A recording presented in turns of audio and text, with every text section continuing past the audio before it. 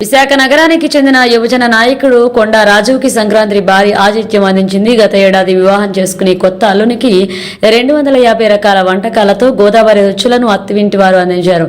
కాకినాడలో గాంధీనగర్ కు చెందిన యువతిని గత ఏడాది కొండా రాజు వివాహం చేసుకున్నారు.